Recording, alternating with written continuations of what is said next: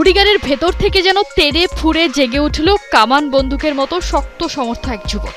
তাকে আজ কেন সাধ্য নাই কারো। ক্রোধে হয়ে পড়েন হিতাহিত জ্ঞান শূন্য, মেজাজ হারিয়ে আক্রমণ করে বসেন রেফারিকে, ছুঁড়ে মারেন আইস প্যাক।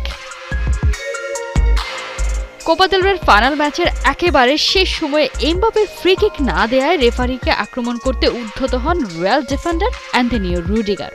সেই ঘটনার অনেকটা সময় পেরিয়েছে, সমালোচনার মুখে অবশেষে হুঁশ ফিরেছে রুডিগারের। ইনস্টাগ্রামে নিজের এমন আচরণকে ডিফেন্ড করেননি, বরং সবার কাছে ক্ষমা চেয়েছেন এই defender.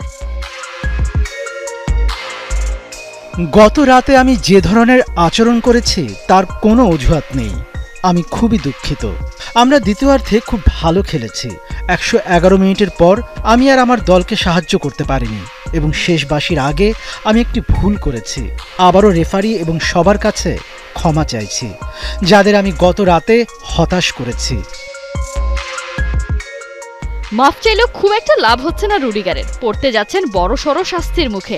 Spanish football federation RFEF এর আচরণ বিধি অনুযায়ী রেফারির প্রতি হালকা সহিংসতার অভিযোগ আনা হলে 101 ধারায় 4 থেকে 12 ম্যাচ পর্যন্ত নিষিদ্ধ হতে পারেন রুডিগার। কপাল বেশি খারাপ হলে তার বিরুদ্ধে আনা হতে পারে শারীরিক আক্রমণের অভিযোগ। তাতে করে 104 ধারা অনুযায়ী 3 থেকে 6 মাস পর্যন্ত নিষিদ্ধ হতে পারেন এই ডিফেন্ডার। এবারই প্রথম নয় যে নিষেধাজ্ঞার মুখে পড়ছেন রুডিগার।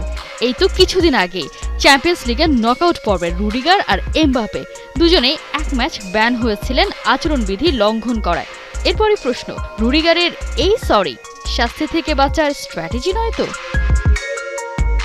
কোহিনুর কণা, 71।